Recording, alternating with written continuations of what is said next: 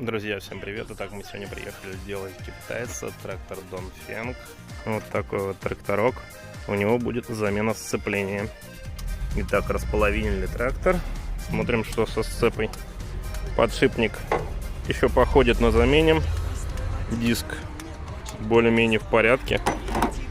А вот износ на корзине жесть какой. Так, все собрали. Сейчас запускаем.